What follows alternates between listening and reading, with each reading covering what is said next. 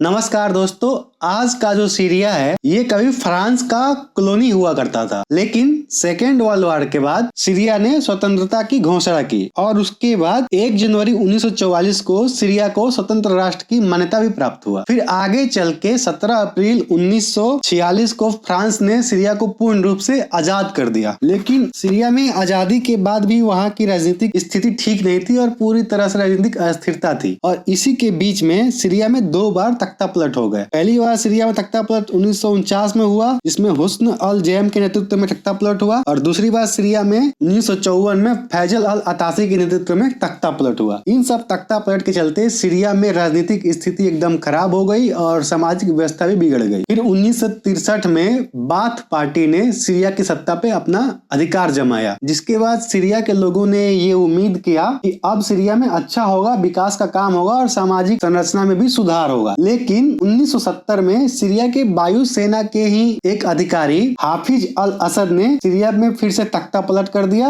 और सीरिया के राष्ट्रपति बन गए। दोस्तों, हाफिज अल असद अभी के तत्कालीन जो राष्ट्रपति थे बशर अल असद, उनके पिता थे। तो हाफिज अल असद ने सीरिया में 30 सालों तक शासन किया। अगर हाफिज अल असद की सत्ता की बात करें तो हाफिज अल असद ने सीरिया में विकास के लिए काम किया, जिसमें से उन्होंने स्कूल बनाए, सड़क बनाए और अस्पताल का निर्माण किए। वहीं उन्होंने सीरिया में खाने पीने की चीजों में छूट दिया, जिससे कि सीरिया के लोगों को जीवन जीने के तरीका आसान हो सके। लेकिन हाफिज अल असद जो थे वो अपने खिलाफ, अगर उनके खिलाफ कोई बगावत होता था तो वो क्या करते थे कि सीरिया की खुफिया एजेंसियों का यूज करके अपने खिलाफ हो रहे बगावतों को दबा देते थे और ऐसे ही करके उन्होंने 30 सालों तक सक्सेसफुली सीरिया के सत्ता पे अपना कब्जा रखे और जो भी उनके खिलाफ कोई प्रोटेस्ट होता था तो उसको दबा दिया करते थे खुफिया एजेंसी का इस्तेमाल करके। तो हाफिज अल असद जो थे उन्होंने सबसे पहले तो अपने बड़े बेटे बासिल अल असद को अपना उत्तराधिकारी चुना था कि उनके बाद सीरिया के राष्ट्रपति बासिल अल असद होंगे। लेकिन क्या हुआ कि 1994 में बासिल अल असद का मृत्यु एक कार एक्सीडेंट में हो गया। उसके बाद क्या हुआ कि 2000 में हाफिज अल असद जो थे उनकी 2000 में हार्ट अटैक के चलते 10 जून 2000 को मृत्यु हो गई और हाफिज अल असद की मृत्यु के बाद उनके छोटे बेटे बशर अल असद, जो उस समय लंदन में आंख की डॉक्टर की पढ़ाई कर रहे थे और पेशे से डॉक्टर थे,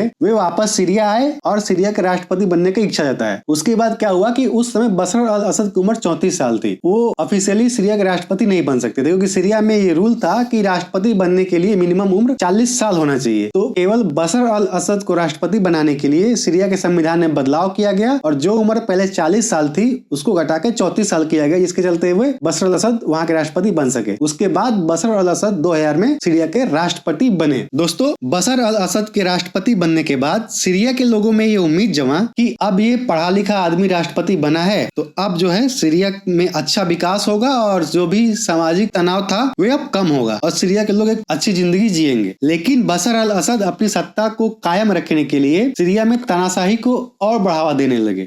वे क्या करते थे कि उनके खिलाफ अगर कोई विरोध प्रदर्शन होता था तो वे सुरक्षा कर्मियों को यूज करके उसको दबा देते थे। और तो उन्होंने क्या किया कि उनके पिता हाफिज अल असद के समय में जो खाने पीने की चीजों पे छूट थी उसको भी हटा दिया, जिसके चलते कि सीरिया के अंदर गरीबी और भूखमरी और बढ़ने लगा। फिर क्या हुआ कि 2011 में पूरे के पूरे मिडिल ईस्ट में तानाशाही के खिलाफ एक विरोध प्रदर्शन छिड़ गया, जिसको कि हम आज अरब स्प्रिंग के नाम से जानते हैं। लेकिन उस समय सीरिया जो था वो इन सब चीजों से अभी बचा हुआ था। इसी के चलते बशर अल असद ने ये बयान दिया कि सीरिया में ऐसा कभी नहीं हो सकता है और सीरिया में कभी भी कोई विरोध प्रदर्शन नहीं हो सकता है। जिसके बाद सीरिया में एक 14 साल का लड़का जो स्कूल स्टूडेंट था उसने क्या किया कि एक दीवार पे लिख दिया, नाउ योर टर्न डॉक्टर। जब ये बात सीरिया के राष्ट्रपति बशर अल असद को पता चला तो वे भड़क उठे, क्योंकि वे नहीं चाहते थे कि सीरिया में उनके खिलाफ कोई भी विरोध प्रदर्शन हो। तो उन्होंने क्या किया कि पुलिस को यूज करके उस बच्चे को और उसके सारे दोस्तों को पहले गिरफ्तार कर लिया और उसे बुरी तरह से मारा पीटा। जब ये बात उन बच्चों के फैमिली वालों को पता चला तो वे गए अपने बच्चों को वापस लेने के लिए सुरक्षा कर्मियों के पास गए। तो उन्हें ये बोला गया कि अब अपने बच्चों को भूल जाओ, वे तो अब तुम्हें कभी नहीं मिलेंगे और तुम जाके दूसरा बच्चा पैदा कर लो, और अगर तुमसे ये नहीं होता है तो अपनी महिलाओं को हमारे पास छोड़ दो, हम कर देंगे। इसके चलते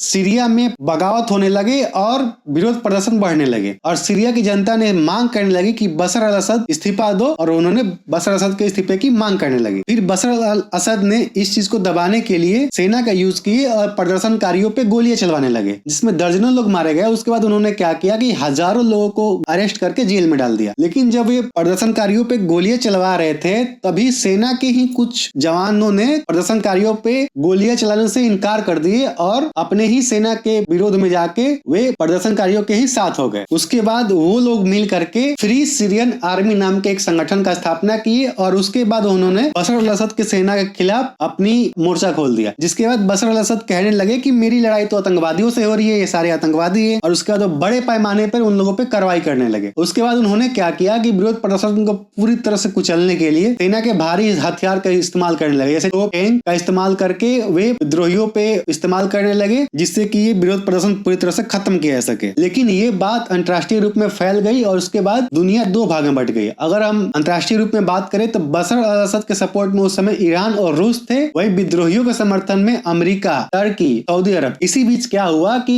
पहले से ही सीरिया में गृह युद्ध चल रहा था, इसी बीच और कुछ आतंकवादी संगठन ने सीरिया के गृह युद्ध में अपनी एंट्री ले ली। अगर आतंकवादी संगठनों की बात करें तो उसमें था ISIS, अल नुसरा फ्रंट था और अल्हार अल शाम जैसे आतंकवादी संगठन थे। अगर हम ISIS की बात करें तो ISIS 2006 में इराक के युद्ध के टाइम पे बना था। ISIS मुख्य रूप से अलकायदा का ही एक ग्रुप था और वे इराक में सक्रिय था उस समय। उन्होंने क्या किया कि अब इसी सीरिया के अंदर गृह युद्ध में अपॉर्चुनिटी देखा कि हम अपने आप का भी विस्तार कर सकते हैं, तो ISIS ने अपना विस्तार करने के लिए सीरिया के युद्ध में एंट्री ले ली। उसके बाद ISIS ने बड़े पैमाने पे वहां पे अल्पसंख्यकों का नरसंहार किया, जबरन धर परिवर्तन करवाने लगे और लोगों का अपहरण करने लगा और सीरिया में मौजूद तेल के कुएं पे अपना कब्जा जमाने लगा। इन सब अत्याचारों के चलते 2014 में अमेरिका ने ISIS के खिलाफ सीरिया के गृह युद्ध में एंट्री ले ली। उसके बाद ये युद्ध और भड़क उठा और उसी टाइम रसिया ने बशर अल असद के समर्थन में सीरिया के गृह युद्ध में एंट्री ले ली। फिर क्या हुआ कि जो ISIS था वो क्या करता था कि बशर अल असद के सेना पे भी हमला करता था,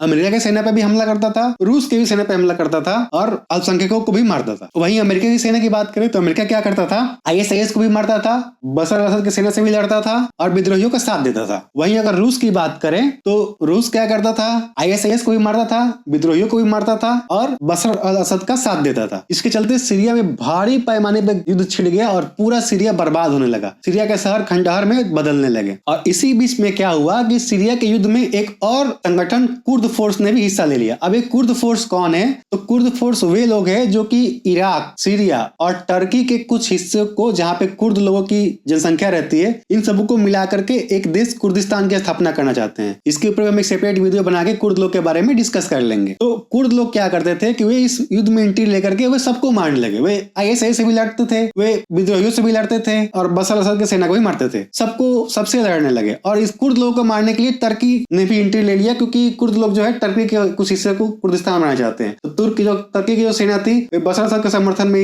इस युद्ध में बशर अल असद के समर्थन में आ गई और कुर्द लोगों को मारने लगी। वहीं कुर्द लोग को अमेरिका के और इजराइल सपोर्ट करता था ताकि कुर्द लोग मजबूत हो सके। अब ये युद्ध कम तब हुआ जब 2019 में अमेरिका ने ISIS के चीफ अबू बकर अल बगदादी को मार गिराया। इसके बाद ISIS बहुत कमजोर हो गया और सभी भी जो भी आतंकवादी संगठन थे वहां कमजोर पड़ने लगे और युद्ध थोड़ा कम हो गया, गृह युद्ध थोड़ा कम हो गया। लेकिन उसके बाद क्या हुआ कि जो बशर अल असद के मुख्य सहयोगी थे रूस और ईरान, इसमें से रूस 2022 में रसिया और यूक्रेन के युद्ध में बिजी हो गया। वहीं अगर ईरान की बात करें तो ईरान 2023 में इजराइल और हमास के युद्ध के बीच में बिजी हो गया, जिसके चलते ये दोनों देश अब बशर अल असद को उतना सपोर्ट नहीं कर पा रहे थे जितना कि पहले करते थे। और बशर अल असद के एक और सहयोगी जो कि शिया आतंकवादी ग्रुप हिजबुल्लाह था, जो कि बशर अल असद का समर्थन करता था, वे भी इजराइल और हमास के युद्ध में हमास का साथ देने के कारण बिजी हो गया था और इजराइल की सेना ने हिजबुल्लाह पे हमले करके उसे लगभग अभी खत्म कर दिया है। तो वो भी कोई सपोर्ट नहीं कर पा रहा था बशर अल असद का। और उसके बाद क्या हुआ कि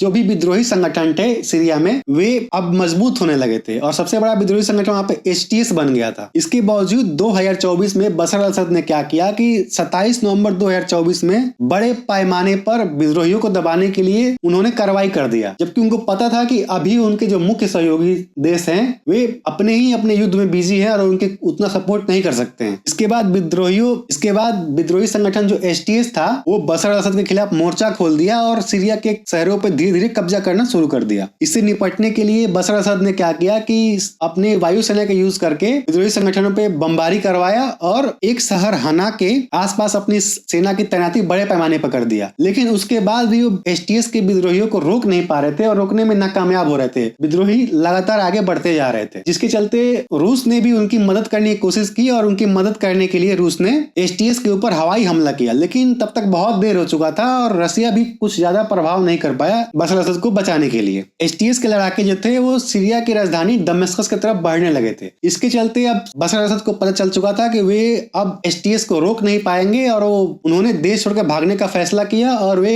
अपना देश छोड़ के भाग के रसिया में जाके शरण ले लिए। उसके बाद एसटीएस के जो इलाके थे वे दमिश्क के ऊपर भी कब्जा कर लिए और सीरिया के लगभग 70% क्षेत्रफल पे एसटीएस का कब्जा हो गया। उसके बाद क्या हुआ कि सीरिया की जो सेना थी वे भी एसटीएस के सामने अपने हथियार डाल दिए और सेना के जो जवान थे वो एसटीएस के लड़ाकों से बचने के लिए अपनी आर्मी की वर्दी उतार करके और सिविल वर्दी पहन के घूमने लगे ताकि एसटीएस के लड़के उनको पहचान ना जाए। फिर क्या हुआ कि एसटीएस ने वहां पे सरकार बनाने का ऐलान किया और एसटीएस का जो प्रमुख है अबू मोहम्मद अल जुलानी वे सीरिया के सरकार का नेतृत्व किया और सीरिया के राष्ट्रपति मोहम्मद अल बासिर को बनाया गया। दोस्तों एसटीएस जो है वे भी अलकायदा का ही एक ग्रुप है, लेकिन अभी जो एसटीएस है ये कहता है कि उसका अलकायदा से कोई लेना देना नहीं है। लेकिन दुनिया को पता है कि एसटीएस जो था ये भी अलकायदा का ही एक ग्रुप था और मोहम्मद अल जुलानी जो है वे अलकायदा का ही कभी आतंकवादी हुआ करता था। इसके चलते इजराइल ने क्या किया कि कहीं इन एसटीएस के लड़ाकों के हाथ में सेना के भारी हथियार ना लग जाएं, इसके चलते उन्होंने क्या किया है कि इजराइल ने अपनी सेना का यूज करके सीरिया में बमबारी करना शुरू कर दिया और सीरिया की सेना के पास जितने भी भारी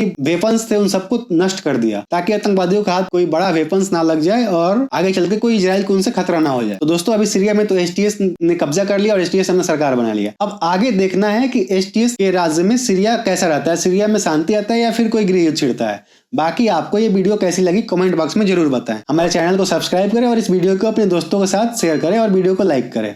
धन्यवाद।